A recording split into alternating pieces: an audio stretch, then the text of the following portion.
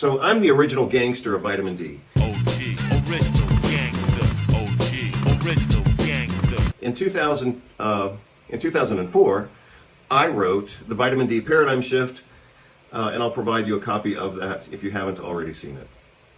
So right now, I'm going to use my own acronym for studying pharmacology. We're going to talk about function, administration, cautions, interactions, laboratory testing, and any other details on top of that. So that's the way that I describe and have structured my presentation on pharmacology. I call it the Facile Pharmacology acronym. And thanks again to all of the paid subscribers. Otherwise, I'd be doing something else. But because of your commitment, I likewise return that commitment by talking about new stuff or reviewing stuff that I've talked about before, in this case, a little bit of both. So let's talk about the pharmacology of vitamin D, starting with functions. So you have a nuclear vitamin D receptor. You also have a membrane vitamin D receptor, especially in the brain. Everybody knows that vitamin D participates in calcium absorption and calcium balance to some extent. So let me give you an example of both of those. So in the gut, vitamin D promotes the absorption of calcium. However, when the body has sufficient calcium, then that lowers parathyroid hormone levels. And when parathyroid hormone levels are lower, that changes the intracellular, extracellular balance of calcium ions, and that has a huge impact on metabolism and inflammatory balance and things like that. So another way of saying that is that the quantitative difference or the quantitative impact that vitamin D has on calcium balance becomes a qualitative metabolic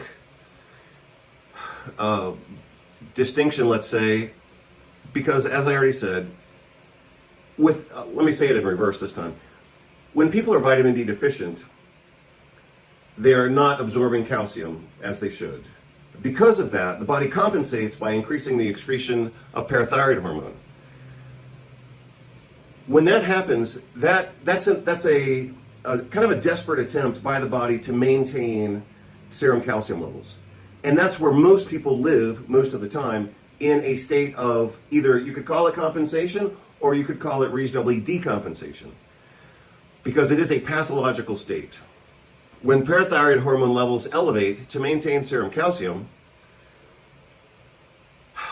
that not only maintains the level of serum calcium, but it changes the intracellular balance of calcium as well to raise intracellular calcium levels. When that happens, that changes gene expression. So the balance of calcium, which is affected by many different things, one of the most important is vitamin D. The other really important thing is kind of systemic acid-base balance, pH, which you can measure. I've talked about this, and I've written about it for years, but I've talked about this before if you look at my videos on urine pH. That also changes calcium balance, and when we change calcium balance, we change the intracellular content of calcium. When we do that, that affects gene expression and inflammatory balance. So that's one way of looking at vitamin D to understand its importance. Let's see. Let me just reintroduce something, because I did a separate introduction to this video, but I think now in the kind of cleaner version, I haven't explained why I have this exhaust fan on in the back, and that's because we got new floors finally, and that means I painted the baseboards, and that means it kind of smells like paint in here, so that's why I have a fan on in the background. Anyway, that's just some background information. Vitamin D, as I state here, also plays a role, I already kind of said this in a way, in immunomodulation. It's anti-inflammatory, counteracts intracellular hypercalcinosis. That's a phrase that I coined back in 2006. I published an article on that. And it's an important concept. Intracellular hypercalcinosis is a pathophysiologic state. Vitamin D improves and protects the brain. It has an antidepressant role, an anti-anxiety role, improves gut function barriers and the microbiome. Oh, and so here's what I added just a few days ago to give you another kind of perspective on vitamin D. So like the old way of looking at vitamin D is that, it just helps you absorb calcium and that makes your bones stronger. I mean, come on. Anybody who limits their conversation to that these days is just completely out of touch. Variously described, as I state here, almost 3,000 DNA binding sites for the vitamin D receptor. So vitamin D has a massive impact on human gene expression, a significant effect on the activity of more than 200 genes, which is at least 3%, and it's way more than that. But let's just say 3% of the human genome. So here's something I want to say. I'm not sure how accurate this is, but I'm just it's a little bit hearsay. But I think at one point I heard that, like, the difference between a human being and a chimpanzee was only like 1% of the genome or something like that.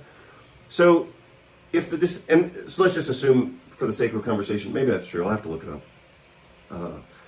But if only 1% of the genome is different between a human and a chimpanzee, then put that in perspective. If 3% of your genome is impacted or regulated by vitamin D, I mean, that's just huge. I mean, look at the difference between you and a chimpanzee. For some humans, it's a huge difference. So anyway, moving on from that, administration. Yeah, so for kids, and I said this back in the article back in 2004. A really important article was published in The Lancet. This was a life-changing, paradigm-shifting article published in The Lancet by Hipponen and his or her group from Sweden, I believe. This was a 30-year study with more than 10,000 kids, and they gave those kids, and they were infants. I describe them here as children, but more accurately, they were infants, less than 1 year of age. And they got 2,000 international units of vitamin D and had I think it was a 78% reduction in type 1 diabetes.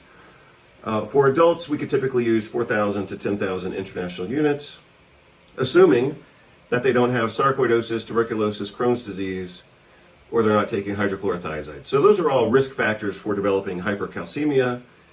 I've discussed that before in my review article that I'll provide you access to. Interactions, again, interactions with drugs and disease. So sarcoidosis, tuberculosis, and Crohn's disease, those are called granulomatous diseases.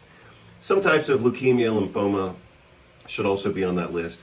Granulomatous diseases increase the risk for developing hypercalcemia. So does hydrochlorothiazide. I've only seen that in one patient, but it was enough to make me concerned. Deficiency of vitamin D is promoted by inflammation, infection, steroids, anti-seizure drugs, and magnesium deficiency. So a lot of people are deficient in magnesium, usually about 70% of the population, and that's even by some kind of loose criteria. The conversation there is that you have to have magnesium in order to properly metabolize vitamin D, but you also have to have vitamin D to properly absorb magnesium. So obviously that can result in a vicious cycle. Lab tests monitor for hypercalcemia every once in a while. 25-hydroxy vitamin D3 is the test for measuring vitamin D levels, and we want that optimized in most people between 50 and 90 nanograms per milliliter. Again, that's for most people who don't meet some of our concerns and contraindications listed above.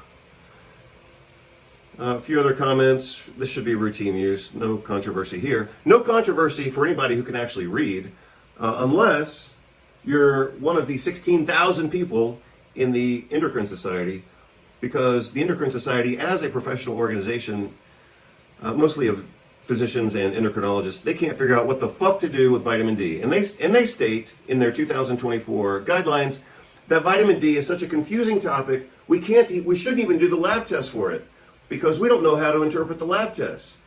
That is from a professional organization with 16,000 members, and in 2024, which was a solid 23 years, 20 years is what I should have said.